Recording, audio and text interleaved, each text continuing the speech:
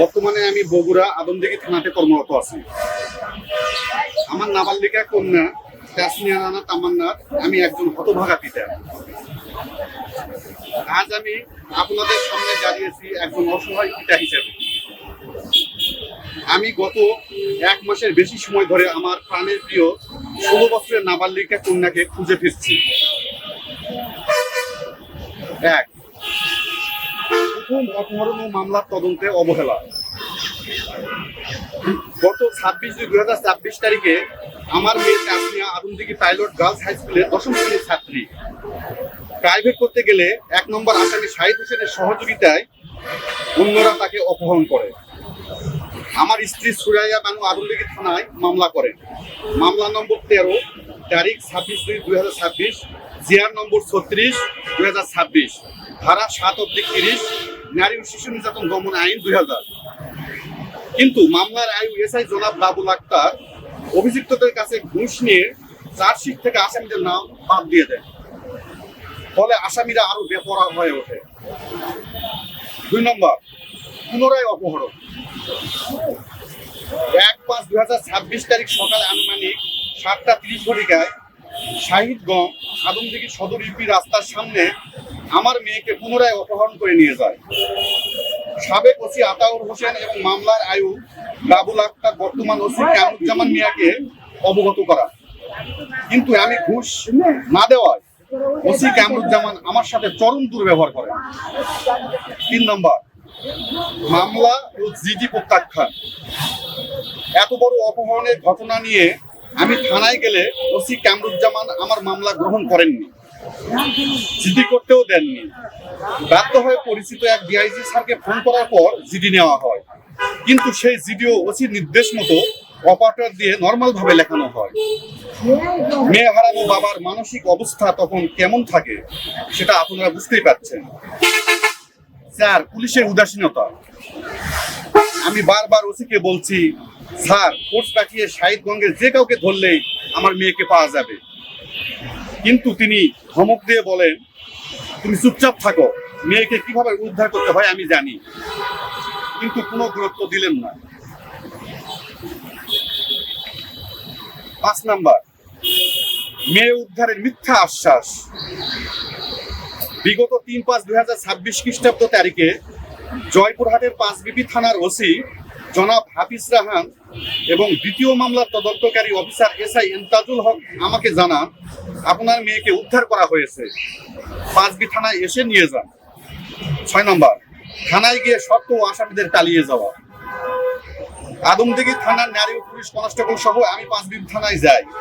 সেখানে 5 থানার OC Bagjana UP chairman Nazmul Haque এবং আসামিরা সত্য জুড়ে দেয়, অপহরণ নিয়ে কোনো মামলা করা যাবে না, না দাবিনামায় সই করতে হবে, তবেই মেয়ে পাবে।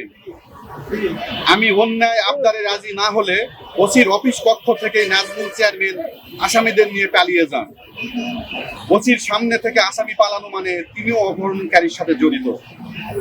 7 নম্বর, বাধ্য হয়ে আদালতের দ্বারস্থ হওয়া। পরবর্তীতে বিগত 5/5/2026 খ্রিস্টাব্দ তারিখে আমি বগুড়া নারী ও শিশু নির্যাতন দমন ট্রাইব্যুনাল 2 মামলা দায়ের করি। মামলা নম্বর P/2026। আদালত আদমদীঘি থানাকে 7 দিনের মধ্যে তদন্ত রিপোর্ট জমা দিতে নির্দেশ দেন। 8 নম্বর, জিম্মি, ভয় দেখানো ও ভিডিও ভাইরাল। বিশ্বস্ত সূত্রে জানতে পারি, বান্দরবনের আলীকদম সেনানিবাসে 1 নম্বর আসামি শাহিদের দুলাভাই, 2 নম্বর আসামি সেনা সদস্য রেজাউল করিম উর্ফে রেজার বাসায় আমার মেয়েকে জিম্মি করে রাখা হয়েছে। অস্ত্রের ভয় দেখে এবং ছবি ভাইরাল করার ভয় দেখে প্রমাণ লোপাটের জন্য আমার মেয়ের মুখ দিয়ে তাদের ইচ্ছামতো ভিডিও বানানো হয়। সেই ভিডিও 5 থানার ওসি এবং সাংবাদিক বাবুল হোসেনের যোগ সাজসে সোশ্যাল মিডিয়ায় ছেড়ে দেওয়া হয়। 9 নম্বর, সেনানিবাসে বাধা ও তদন্ত গাফালতি। 9/5/2026 খ্রিস্টাব্দ তারিখে আলীকদম সেনানিবাসে মামলার আয়ু ও পুলিশ ফোর্স সহ মেয়েকে উদ্ধার করতে সেনাবাহিনীর বাধার মুখে পড়ি। বাসা চেক করতে দেওয়া হয়নি, যদি চেক করা হতো তাহলে তাসনিয়াকে পাওয়া যেত। ভিকটিম উদ্ধারে বাধা পাওয়ার পরও তদন্তকারী অফিসার এসআই ইমতাজুল হক এসপি বান্দরবন ও এসপি বগুড়াকে জানাননি। এটা স্পষ্ট দায়িত্ব অবহেলা। আজকের পর থেকে আমার ভয় হয়, আমার বুক দুরু দুরু করে কাঁপে। সেনাবাহিনীরা সম্মান রক্ষাতে আমার মেয়েকে হত্যা করে লাশ গুম করে দিতে পারে। আদালতের হস্তক্ষেপ ও দ্রুত উদ্ধারের নির্দেশ। পুলিশের গাফালতির অভিযোগ এনে 18/5/2026 খ্রিস্টাব্দ তারিখে আদমদীঘি আমলি আদালতের সিনিয়র জুডিশিয়াল ম্যাজিস্ট্রেট জিয়া 84/2026 নং মামলায় ন্যায় বিচারের স্বার্থে দ্রুত ভিকটিমকে উদ্ধার ও আইনগত ব্যবস্থা গ্রহণ নির্দেশ দেন। আদালত বলেন, তদন্তকারী কর্মকর্তা ভিকটিমকে উদ্ধার না করে কালক্ষেপণ করছে এবং নাবালিকা হওয়ায় ভিকটিমের জীবননাশের আশঙ্কা রয়েছে। 11 নম্বর, প্রাণনাশের হুমকি ও মুক্তিপণ। একই তারিখ 18/5/2026 খ্রিস্টাব্দ তারিখ রাতের বেলা 5B গুয়াহাটির পশ্চিম পাশে আবার বৈঠক হয়। সেখানে আসামি জাহিরুল ইসলাম বলে 20 লক্ষ টাকা দিতে হবে। আমি অস্বীকার করলে আলম হোসেন রাগান্বিত হয়ে বলেন, 20 লক্ষ টাকা না দিলে মেয়ের লাশ খুঁজে পাবেন না, হত্যা করে লাশ গুম করে দেব বলে দ্রুত স্থান ত্যাগ করেন।